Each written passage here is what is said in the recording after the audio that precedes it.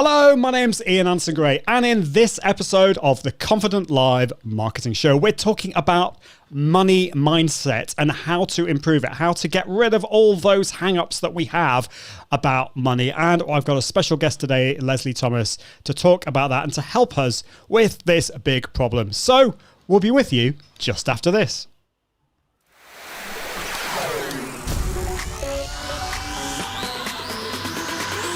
Welcome to the Confident Live Marketing Show with Ian Anderson Gray. Helping you level up your impact, authority, and profits through the power of confident live video. Optimize your mindset and communication and increase your confidence in front of the camera. Get confident with the tech and gear. And get confident with the content and marketing. Together, we can go live! Well, hello, welcome to episode 122 of the Confident Live Marketing Show. This is the show that helps you level up your impact, authority, and profits through the power of live video. Now, I'm very excited today because it's been a bit of a stressful time. Well, yeah, okay, it has been stressful, but also exciting because we've moved house.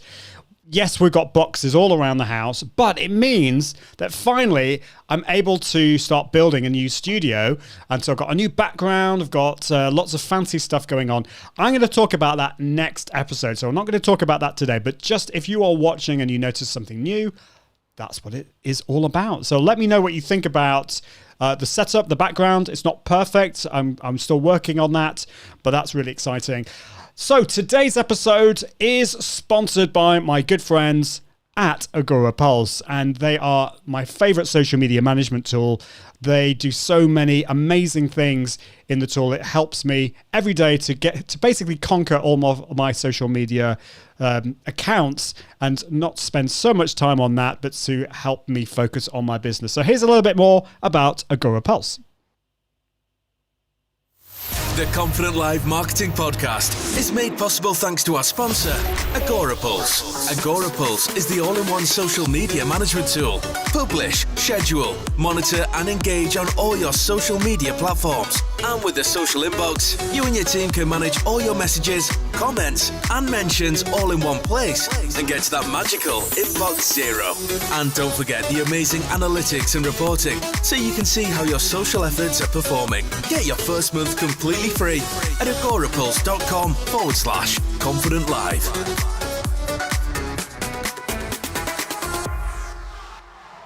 Awesome.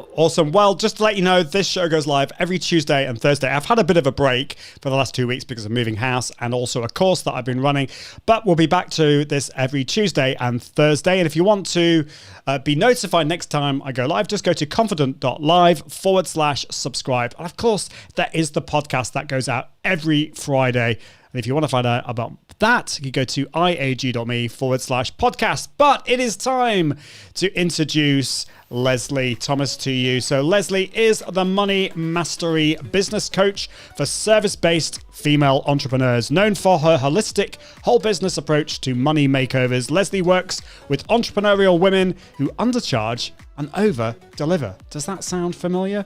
To help them find their niche, create a new compass, and crack their money code. Welcome to the show, Lesley. How are you doing? Thank you, Ian. Really well. Really pleased to be here. Well, thank you so much for coming on the show. I'm very, very excited to have you on the show because we've not known each other for that long. A lot of the guests that I have had on the show, I've known for quite a long time. And we met, I'm trying to think, it was probably a few months ago. And yeah, I just really connected with what you were saying. I loved your message. And so we connected more and we had a chat. So yeah, tell everyone how we met. On Clubhouse. And I think it was probably February, March-ish time. And I'm not sure which room we were in. But it was a room about money mindset, and you were very honest and asked some really good questions. And then you contacted me off Clubhouse via Instagram, and we carried on the conversation essentially. So it was been really good to get a chance to get to know you a little bit better, and now to obviously have an opportunity to be on your show. Exactly. Yeah, well, I think that is one of the amazing things about Clubhouse and similar tools, actually, is that it allows people who I suppose are strangers, they don't know each other, but have similar interests. And so we bumped into each other in this room, and it was a great place to connect. And I think the room was a really interesting room. I think it was something to do with functional medicine and money, and Yes. I thought, I've got to get into this room. That sounds a really, really interesting combination. So that was how we talked, and I loved the thing about Clubhouse is because generally they're not recorded, there's no replay. I think it does facilitate honesty, and I like to. I don't want to mess around. I just like to get down to the business and talk about the real issues that we struggle with. And I think everyone struggles with money to some degree. But before we get into that, how did you get into what you're currently doing today? Maybe tell. I've mentioned your bio, but tell us a little bit more about how you got into it. Okay, so I spent 20 years in corporate land. I worked in telecommunications for BT and Orange. I had two small children at the time who were 4 and 2. My husband had already set up his own business selling ski property in Switzerland. I would be rushing out the door first thing in the morning to get to London as he was giving the children breakfast, getting them to nursery. And I was in that flux of needing to get to meetings on time, but clock watching to make sure that I was getting home to at least give the children a kiss goodnight, and if I was lucky, read them a bedtime story. I realised that was not the life that I wanted. I wasn't being a good mum, a good wife, or a good employee. So I decided to leave and join my husband in his business. So I added France to the portfolio of properties that we were selling, ski properties that we were selling. I've always coached and mentored informally throughout my life, be that as a manager in corporate life or having people coming to me since being an entrepreneur, asking me, how to set up a business, how to go about the process of running a business, etc., etc. A couple of years ago, I started to get itchy feet. As what I do in our other business is very functional. I hold our clients' hands through the process of buying their property and being the intermediary between them and the French or Swiss notaries. And it was lovely to do because, helping a client to get their dream home in the mountain, there was definitely a certain amount of pleasure in that, but it wasn't singing to my soul. So as lockdown hit back in March last year, I decided to retrain as a business coach.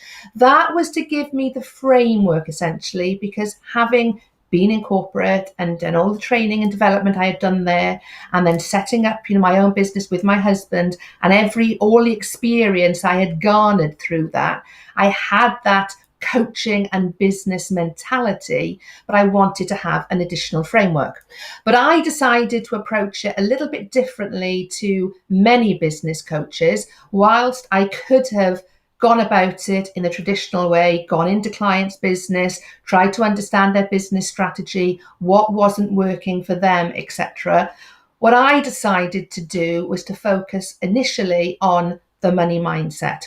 And the reason for that was, it's a little bit like if you decide you want to get fitter, you want to lose weight, and you take on the services of a personal trainer. And the personal trainer looks at what you're eating, looks at your exercise, gives you a plan. You go ahead, you're accountable to the personal trainer, you watch what you're eating, you do the exercise as prescribed, and then your time with the personal trainer finishes. If you're committed to the process of that change, it doesn't matter if the personal trainer is there or not, you will carry on. But if there's something going on in terms of your commitment, something going on in terms of your belief with regards to what shape and size and fitness level you should be, if that coach, PT, isn't there, then the whole thing is going to stop. And if I felt it was exactly the same with regards to being a business coach. I could go in and I could look at their strategy. But actually, if what was going on was up here, if the reason why their strategy was not working for them, if they were not pricing themselves correctly, if they didn't hold the value for themselves in terms of setting boundaries or looking at a niche or being visible, because what a lot of people don't know is being visible is very much attached to your self-worth and your self-value. Your self-worth and your self-value is very much attached to your money mindset. So there's lots of things that could be going on for a client in their business, but by me starting right back at what is going on with their mindset, and in particular their money mindset, that gives them and me the ability then, once we have worked on that, once we have resolved where that mindset has come from and put the tools in place to help them overcome their relationship with money, the limiting beliefs that they have,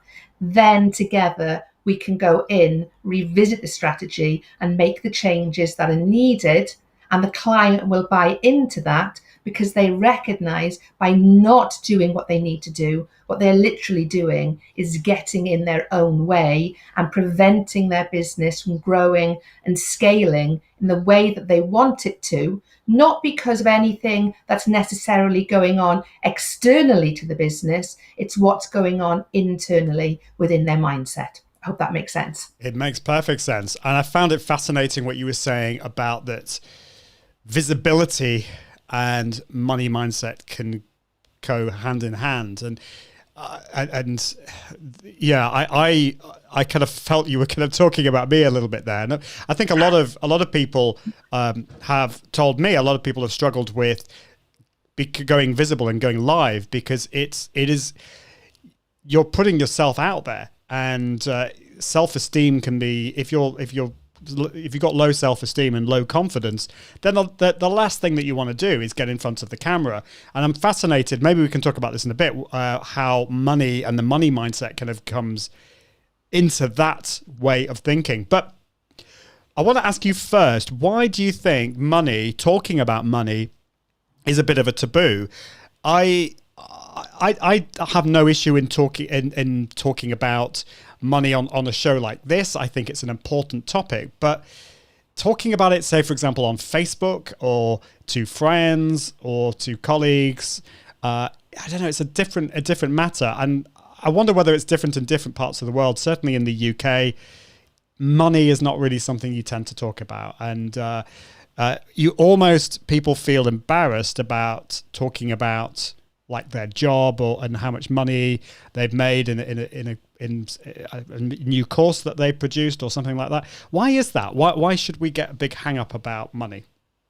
It goes back, I think, to our childhood and the messages that our parents have given us with regards to it's not polite to talk about money. It's not polite to ask your parents how much they earn. It's not polite to ask how much somebody has in the bank. And this just carries on as we get older. Money is deemed to be a dirty thing that you don't talk about. Yet when you don't have money, it seems okay. Society seems happy for people to say, I'm struggling, I'm down and out, I haven't got enough money in the bank, I can't put food on the table, etc., etc. But when somebody talks about how much money they have, how well they are doing, then instantly that is seen as something you shouldn't do. And that actually comes down to our own limiting beliefs. When we hear somebody talking about how well they're doing, actually, that is our way of saying, I want to do as well as that person, but I don't believe I have the ability to do as well. So we come up with things like, oh yeah, they might be rich, but they're not happy. They might be rich, but they work all hours under the sun. They might be rich, but they don't get the chance to see their children grow up. So we try to justify why somebody is effectively, as we see it, doing better than us, but they're not having as good a life as us. And when we start to feel those feelings, it makes much more sense to understand why we feel that way, rather than simply criticizing somebody because they have something that we don't have. But a lot of the messages that we have with regards to money and the relationship that we have with money are learned from our childhood and are learned from our parents. So essentially, we're taking the money story that our parents gave us when we were a child, and carrying that through to adulthood. And it's the only story that we take through with us from our childhood. We don't take the story of Father Christmas. We don't take the story of the Tooth Fairy. And we certainly don't believe that Ken and Barbie are living happily ever after in Miami. But what have you done? You've spoiled all these beautiful stories that I had, you know. I'm so sorry. I should have checked that out first of all. That's really, really interesting, really helpful stuff. And so, yes, we've got some work to do with, all that baggage that we have from our childhood. And I wonder whether also part of it is that it's easier to blame other people than work out how to sort ourselves out. And sometimes we may feel that we're not worthy, or that we're never going to be able to do it. And I used to have this, it's probably still potentially an issue for me if I'm not too careful, that I never had the corporate job. I trained as a professional singer, and I taught singing, and then I kind of fell into what I'm doing. Well, I didn't fall into what I'm doing, but I kind of did. And but I that sometimes can be an excuse for me. Oh, well, I couldn't possibly be like those people because I didn't have a corporate background. But of course, if I did, then it would be something else. I'd come up with another excuse. And I think we're probably very good as human beings at coming up with those excuses so that we don't have to do the hard work. But how do we go about sorting ourselves out, and doing the hard work might not be the issue. It's a case of, well, what do I need to do? Can you help us with that? Yeah, absolutely. First of all, it's a case of recognizing when you have those that negative conversation that's going on in your head. People have different names for it, the mind monkeys, money monster. It's that negative self-talk, which is our subconscious. And our subconscious believes its job is to keep us safe. And its job is to keep us safe.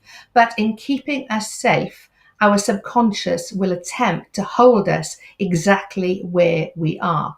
And the reason it does that is it believes if we carry on doing what we're doing, then we're not going to be putting ourselves in a place of harm. So when we start to do things, when we start to think, okay, I want to grow my business, or I want to leave my corporate job and I want to set up my own company, our subconscious starts to get hugely, hugely uncomfortable. The alarm bells goes off. And so what our subconscious does is come up with every reason it possibly can to put self-doubt in our minds.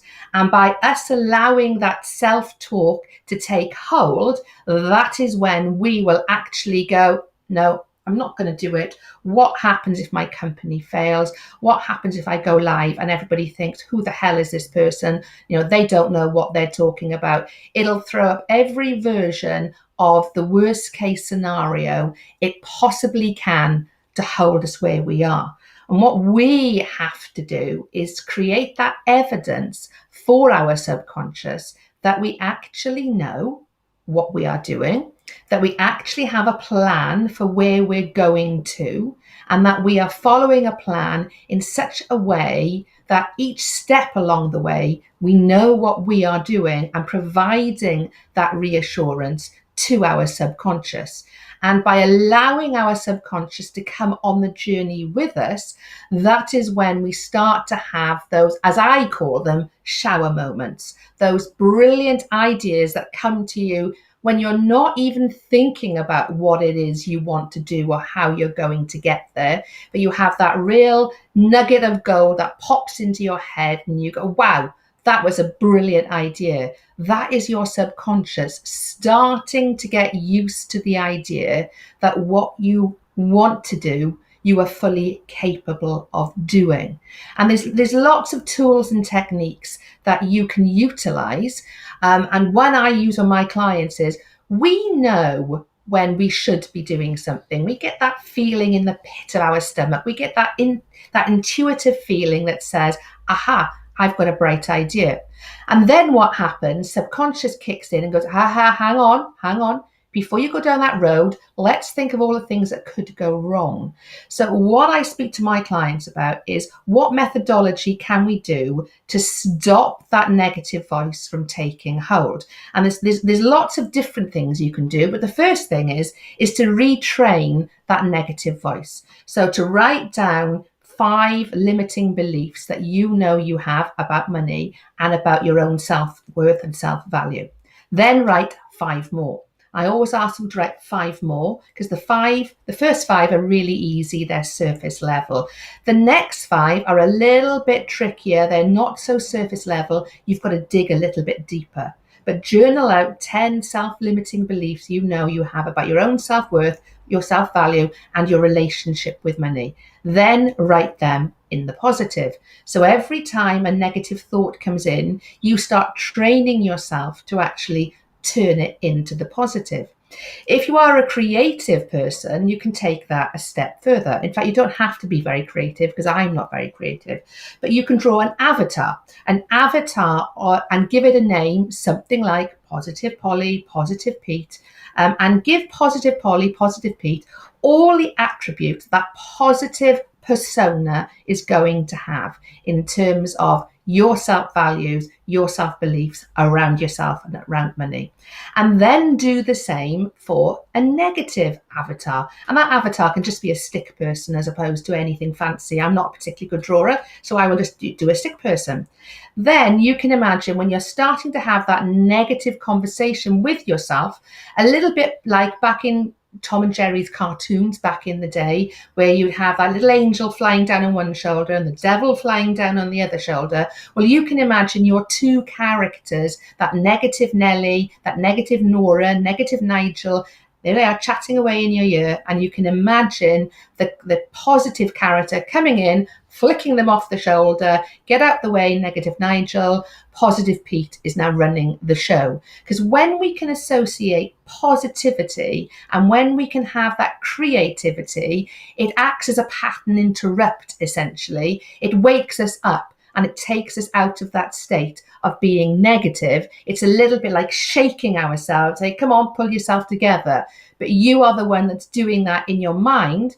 And the more you start to recognize that negative talk coming in, the quicker you will be able to do something about it. And very quickly, you'll get to a point where, just as that negative thought is starting to be formed, actually, you don't let it form, you replace it with a positive thought instead.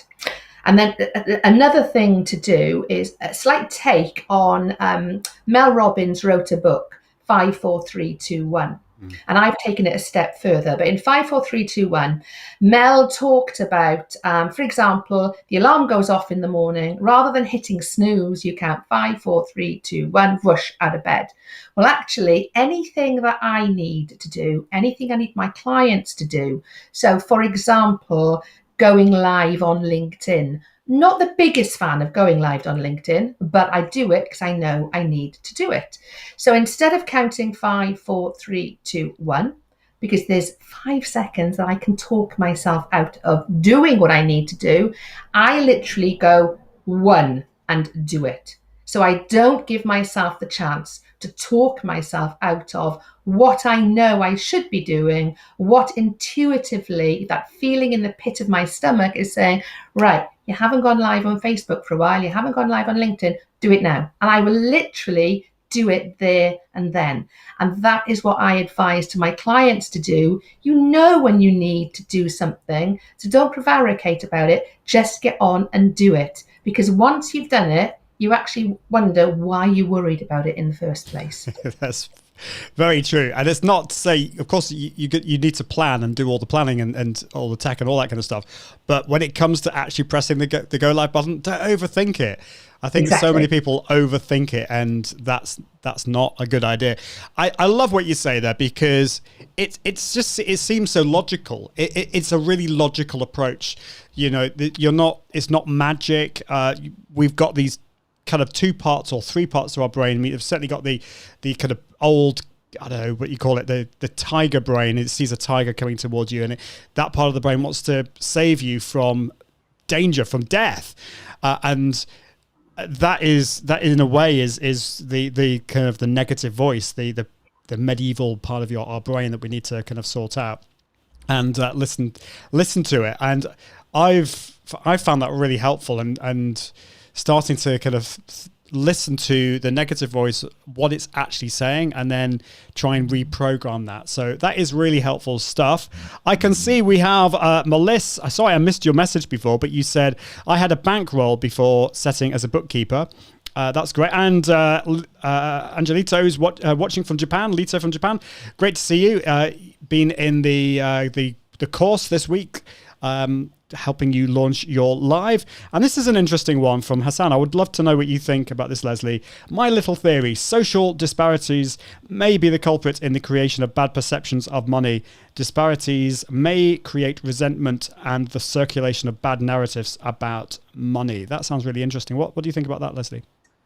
Beautifully put. And that is absolutely true. But that's a limiting belief in itself, isn't it? Just because you were born into a situation of money where there may not have been enough money, to look at somebody else who has more money and to look down on them or to look at them in a negative way doesn't really make sense. What we should do instead is be looking at somebody who has something that we covet and actually work out, how do I go about replicating what they have? How do I go about changing my situation rather than trying to pour cold water on their situation? If we think about the runner Roger Bannister, who ran the first 4-minute mile, he showed us all that it was possible to run a 4-minute mile. How many people subsequently have run a 4-minute mile? Many, many people, because he showed it was possible.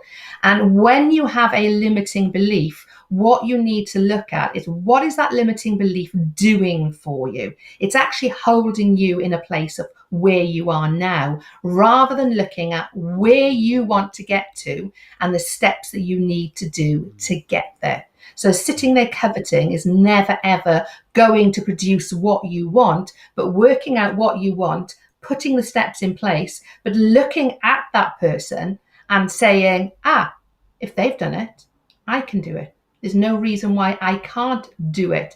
And when we look at very, very successful business people around the world, they have built their successful businesses. They haven't necessarily just been given those businesses. They've started off, we look at Alan Sugar, for example, he started off with a market stall. He is now Lord Alan Sugar with, many, many millions in the bank. He could have judged other people for the money that they had and held himself there, feeling very eaten up that he wasn't born with what we call, a silver spoon in his mouth. But he didn't. He looked at what he could do to create the lifestyle he wanted, and he got on and he built the businesses that he built. That is removing the potential for any limiting beliefs, any stories that you've been told by your parents. It allows you to build your life on your terms and empowers you. We all have the ability, if we choose to, and that's the important part there, we all have the ability, if we choose to move from where we are to where we want to go to. And what we have to do is be very intentional in creating a plan and the action required to deliver on that plan. I love that. I said it's a really positive message. So don't let these negative beliefs, these false beliefs, stop you from moving forwards, and don't compare yourself with others in a negative way, because it can wreak havoc on your life. I've been there, and so I'd love to know from you watching. Do you have any? What are your hang-ups? What are your issues with this, or have you heard these hang-ups from other people? And so Hassan says, totally agree. Thank you for that, Hassan. And I want to ask you, so I think we've already mentioned this, but in terms of the limiting beliefs that you've come across in working with your clients, what are the common limiting beliefs that you've come across? Because I think that would be helpful for us watching and thinking about this. That might help us to kind of maybe see some of those traits in our own lives and then to do something about it. Okay. So first of all, money mindset doesn't just affect our relationship with money, but obviously that is the most common one that we think about. So in terms of running a business, pricing can be a really, really big area of concern for people. They will undercharge and over deliver for fear of not winning a client. So they will very often hold their prices at a really low level for a long period of time. If they are a service-based business, they will probably be charging by the hour. And if you're charging by the hour, it's very, very difficult to grow your business unless you are increasing the number of hours that you're working or increasing your prices. As I've just said, increasing prices is an area very often somebody with limiting beliefs will stay well away from. So instead, they'll increase the number of hours that they work. That's when burnout happens, because they're working long days and long weeks.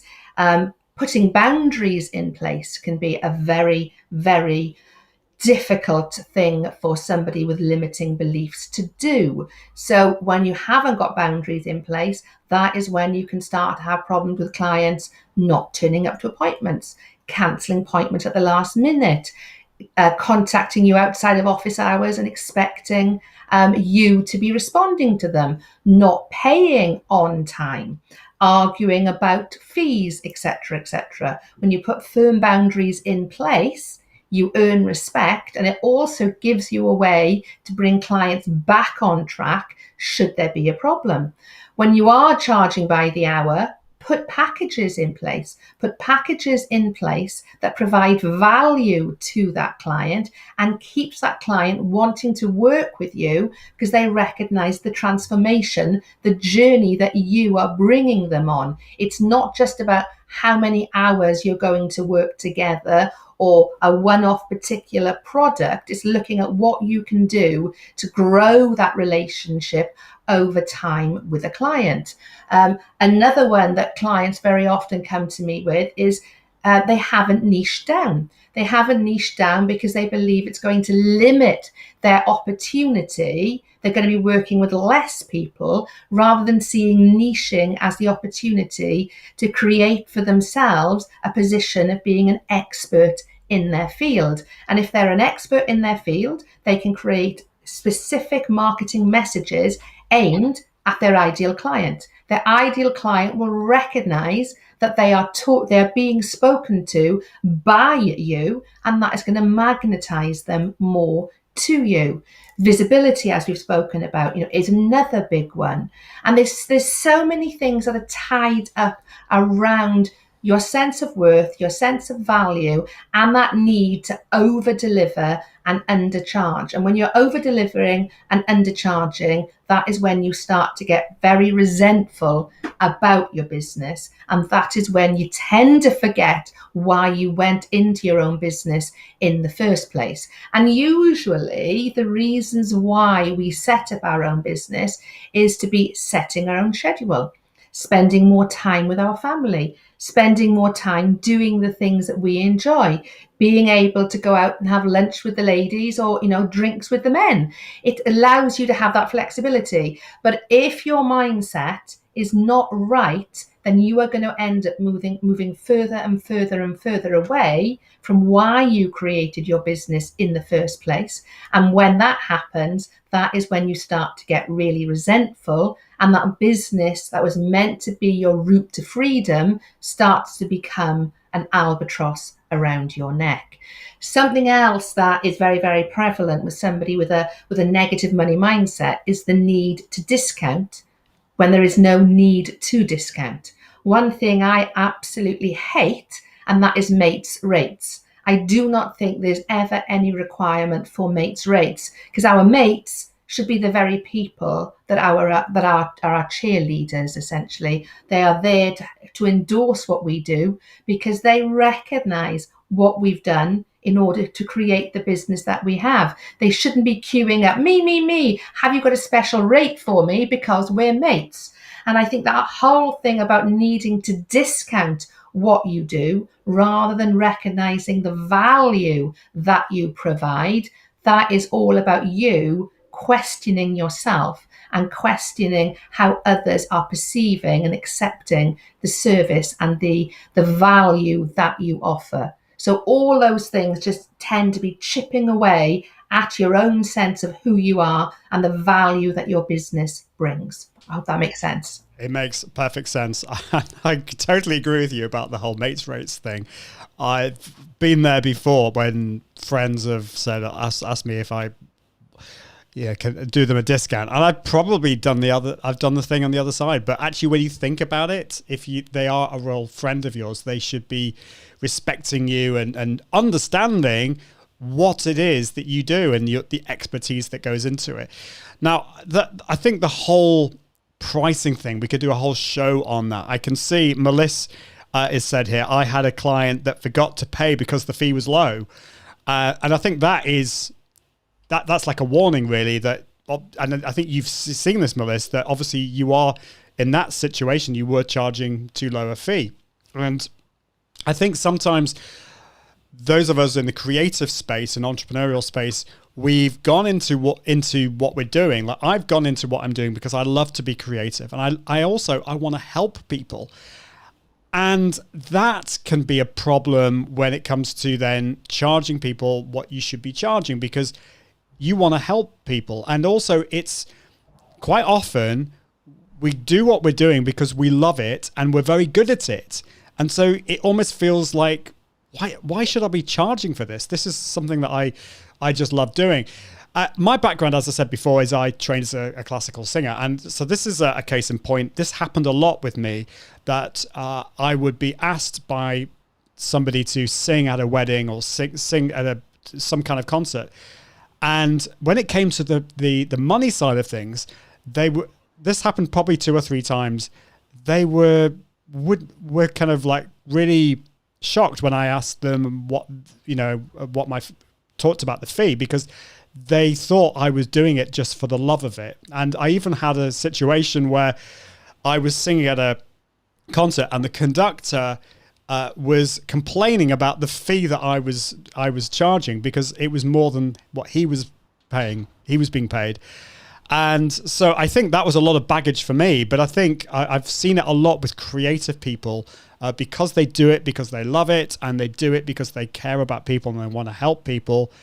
There can be real hang-ups when it comes to charging. Have you seen that, Lesley? And what can we do about that limiting belief?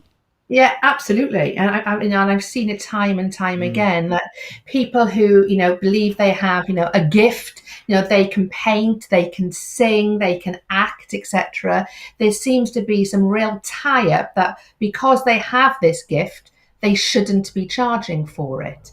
And that is just, a ridiculous scenario to be in, because business people have gifts. They have the gifts of negotiation. They have the gifts of selling. They have the gifts of being able to market. They are charging their worth for what they are doing. The same should absolutely apply to the creative industry. I had a conversation with a hairdresser earlier on today as part of a wider project that I'm working on.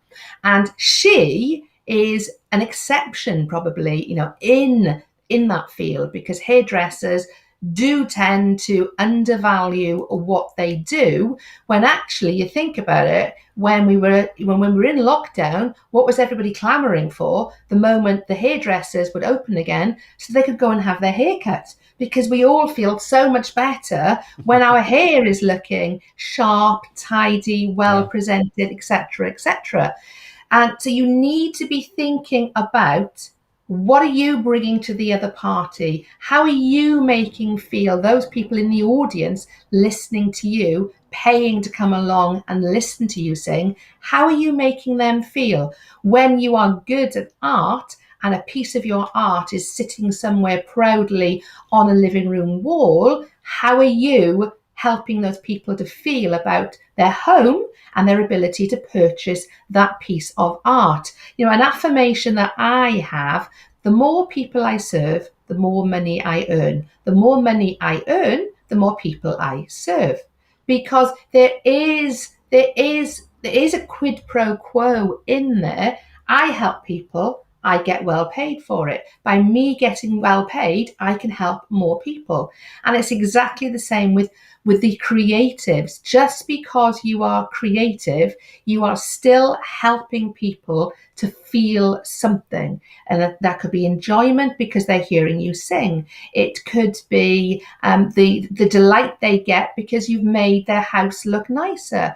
It could be the fun evening they've had going along to a play that you are starring in. You need to disassociate yourself from that being worth little to actually what it is worth to the person who is procuring, enjoying what it is you are doing for them. And pricing should always be about, what are you doing for the end user? What is the transformation you're providing for them? What is the experience? And how are you making them feel as a result of that experience? And the last thing you should ever do is feel guilt because you have this ability to sing, to draw, to paint, whatever it is. Your skill, your ability is as important as somebody who is good at banking, or somebody who is good at anything to do with business, essentially.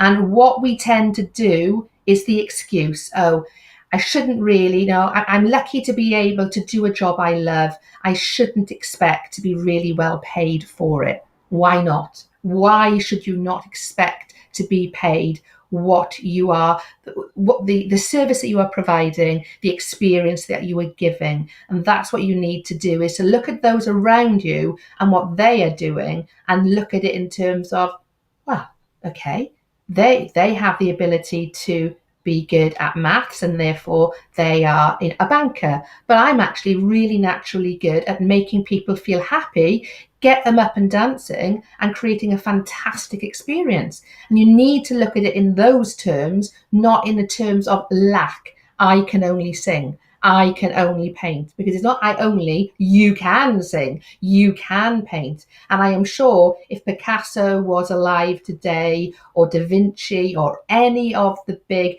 Beethoven, etc., they would love to know that their paintings are now selling for millions. People are paying millions to go along collectively and listen to Beethoven music, etc. But unfortunately, they didn't get any of those benefits at all.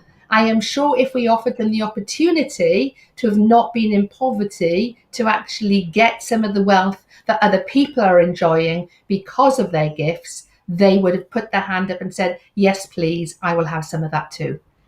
I think so. Yes. And I love that about the fact that it's about the transformation. It's not just the process. It's not just what we're doing. They're not paying us to sing. They're not paying, I'm not being paid to produce an event, a live event online, or somebody's not paying me to help them with the tech necessarily of a live video. It's helping them with a transformation from one of maybe stress and anxiety to something that they can then focus on their business and get more clients and spend more time with their kids and all that kind of stuff. I love that. And do you think it's also we can sometimes forget the experience that we've had. And there's a couple of stories are probably not true, but they're great. I love these stories about the plumber who is called out because the boiler isn't working, and the plumber goes in, looks at it, gets his hammer out, knocks it a couple of times, and it's fixed. And he sends the bill out to the client, and it's £100, and the client complains, say, look, you just hammered it a couple of times and you're charging us £100. Can you give me a breakdown? And the breakdown is £1 for the hammer and £99 for the 25 years experience it took to work out where to hit the hammer. I love that. And then there's the Picasso one, which is Picasso is asked to do a portrait, and he gets their I don't know, is it like a napkin, and draws the portrait, and this person thinks it's absolutely amazing. How much will you charge for that? And he says something like, I don't know, $300 or whatever. And he said, but that just took you 3 seconds. And he replies, no, madame, it has taken me my entire life. Well, I heard another version of the Picasso. Have you? Yeah. A lady went into a cafe, and Picasso was there doodling on a napkin. And the lady went up to him and said, oh, I love that. Can I buy it from you? And he said, I haven't finished it yet. If you go back to your seat, I'll finish it, and then I will sell it to you, no problem. So he finished it. 5 minutes later, she came back over, and she said to Picasso, I love that. Can I buy it from you? Now, this is where the difference was in the version I heard. Madam, that'll be 30,000 euros.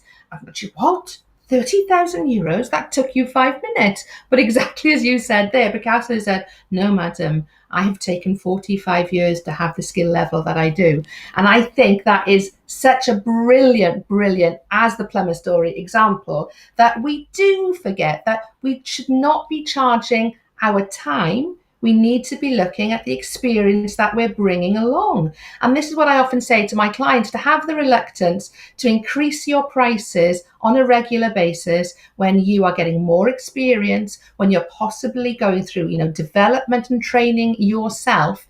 The disservice that you are doing is you are not reflecting your value in your prices. And that is something that really does very often flick a switch for clients when they start to think, you're right, actually.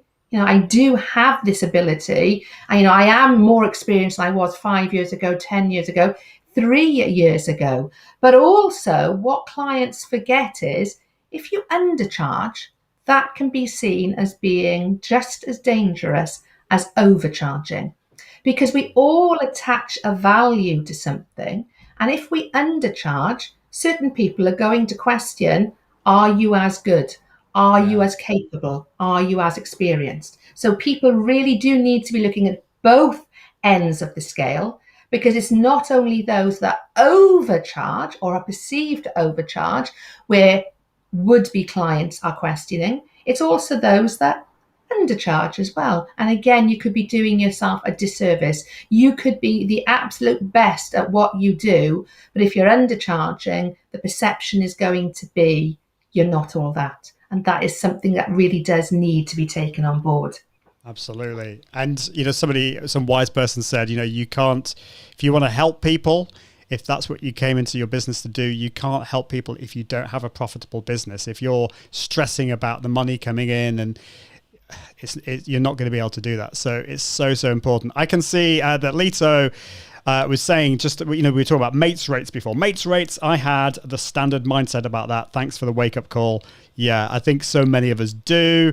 Melissa totally agrees. Thank you, Melissa. And Hassan, let's read what you say here. So moving to a new career can require building a new set of beliefs. This is my case at this time. I would not call it a hang-up, but it's a steeply climb that will take some time. I like the idea of bringing forward my positive Hassan. I love that. Exactly. It's about rebuilding or reclaiming that mindset. And that's what we're talking about today. So I wanted to, you in your bio, you were saying you work with female entrepreneurs. You work mainly with female entrepreneurs. Do you think that women have more of an issue with this? I certainly know that I've had lots of issues with this, but I just wonder whether, so I'm assuming you would agree that it's not just women, that both men and women struggle with this. But do you think there is a difference? I just wonder whether there is a difference, or is that just too simple? Yes, both men and women have issues around money without a shadow of a doubt. But it's how they approach it that is different, because women are naturally, from time gone by, the nurturers. We will tend to put ourselves at the back of the queue when it comes to the value we perceive in ourselves. But actually, the biggest difference is in ego. Women who come to me wanting to really work on their money mindset, they tend to leave their egos at the door. It doesn't take very much for them to open up with regards to what is going on for them, how it's affected them, and to have that real determination to break through those barriers and come out the other side. Very often with men, it's more difficult for them to have that open conversation initially, again, because of the natural archetypes that go on.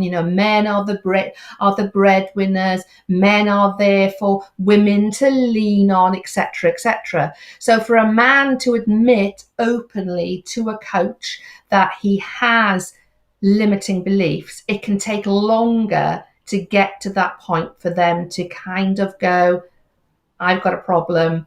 I need to stop this. I need to talk to somebody so I can get over these hurdles I've put in place for myself. So whilst the issues are the same, how they are approached are very, very different.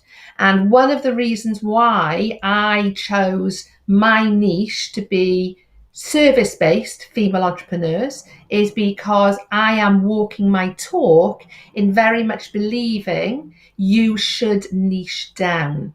You should have the confidence to work with a particular set of clients, a particular ideal client, hence me choosing service-based female entrepreneurs. But men very, very much do have a very, very similar set of mindset about money, but they possibly have a little bit more guilt attached to it because of the stereotypes of a man's a breadwinner, the woman's a nurturer, basically. So there's slightly different hurdles to get over, to let go of those stereotypes and to deal with their actual situation rather than their perception, their belief about their situation.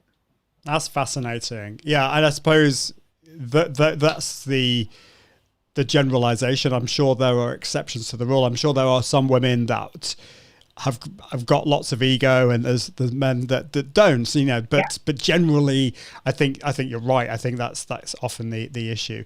So I think we've talked so much about the limiting beliefs. You've given us some tools on what we can do to remove those and to improve, optimize our money mindset. Just before we finish, because we're almost out of time, what would you say are there maybe one or two things that we can do after listening or watching this, that are the first things that we should do in order to optimize and to get beyond some of these limiting beliefs that we have? There's lots and lots of tools. I think the first thing is awareness. Actually write down where you think your limiting beliefs are. And then work out, a big thing I do with my clients is around meeting your future self. So where do you want to be in 3 years' time? And to really create a lot of detail around where you want to be, how much you want to be earning, what you want to be wearing, what you want to be experiencing, what you've achieved over the last 3 years, what you've stopped doing, because you've recognized that's not serving you, and what you've started doing. And those stopping doing could be certain tools and tasks in your business that are not the best use of your time. So social media, for example, you might have decided to hand over your social media to somebody else to give you more time to be getting in contact with would-be clients. It could be you've decided to get a cleaner in. So again, you have more free time to be doing something else.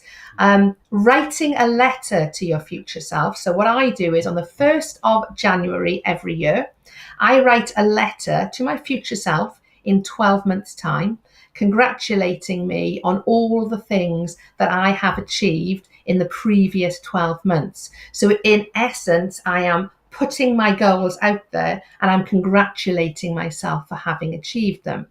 As you can imagine, the letter, what I do is I send that letter via a website called futureme.org, and you can set the time frame that you want. So I write my letter and send it to arrive 12 months later on the 1st of January. The letter I received on the 1st of January just gone, as you can imagine, was not exactly as I planned that year to be, given what happened with the pandemic. Yeah. But I know that letter's arriving. I know pretty much what's in that letter, and that helps hold me accountable.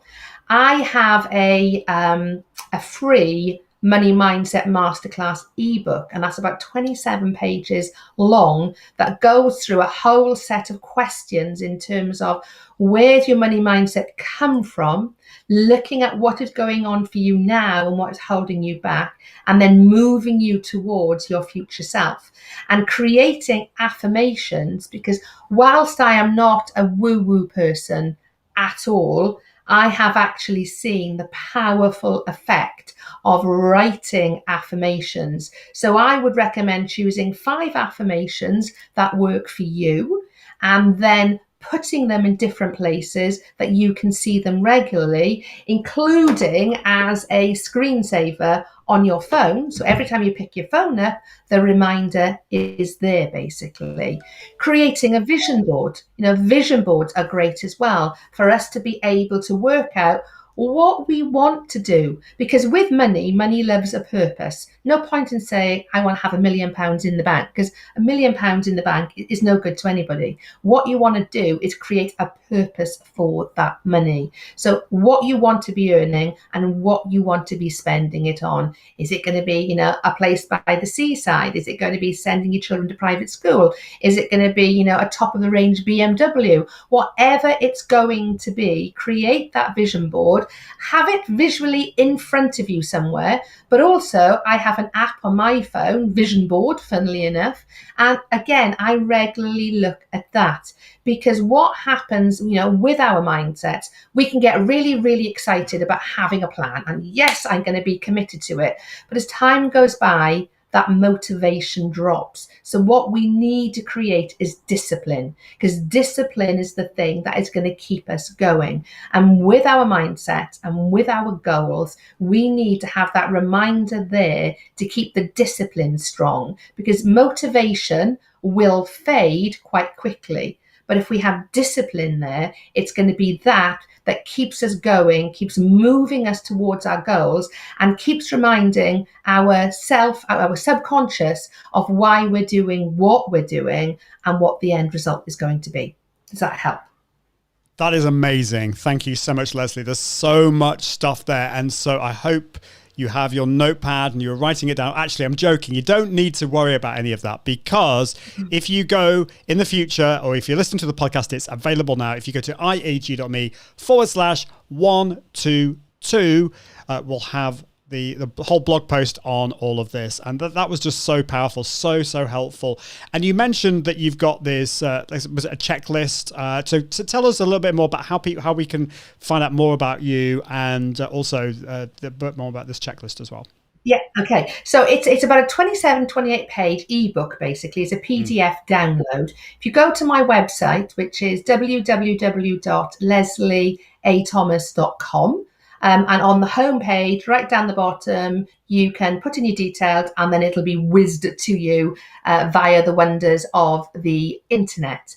And it's a really useful, very comprehensive. It goes into some of the the background with regards to money mindset, abundance, scarcity, etc. But there's lots of practical exercises in there, including meet your future self and a money mantra as well. And I would really recommend looking at that doing your affirmations at least twice a day, your money mantra, reading it out at least once a day. And whilst you might feel a bit silly to begin with, because I know that I did, once you actually start to see the impact that has on your psyche and how you feel about things and the motivation it gives you, then you're going to really, really buy into doing it because it's something that really, really works. I hope that helps. It does. Thank you so much, Lesley. That's amazing. And that website, that link will be in the show notes as well. Well, thank you so much. It's been great. Just to let you know, the next episode is all about my studio and what is next. I'm going to be talking about some of the issues that I've had, but also some of the exciting things that are going to be coming, and also how you can build your studio without having to spend a huge amount of money and not having like a mega space. We've been talking about comparing yourself with others when it comes to money, but I think we can compare ourselves when it comes to studios and think, oh, well, I couldn't possibly do what Ian's doing or doing what other people are doing because I don't have the same. I don't know. There's probably going to be some hang up there. So don't worry about that. So do check out the podcast at iag.me/podcast. And thank you so much, Lesley. It's been great to have you on the show. And we'll have to have you back on because there's probably so much more that we could talk about. So thank you, Lesley. Awesome. Well, thank you so much. Well, I will leave you with this. I really want to encourage you to level up your impact, authority, and profits through the power of Confident Live Video. I'll see you soon. Toodaloo. Bye. Thanks for watching the Confident Live Marketing Show with Ian Anderson Gray. Make sure you subscribe at iag.me/podcast so you can continue to level up your impact, authority, and profits through the power of live video. And until next time, Toodaloo.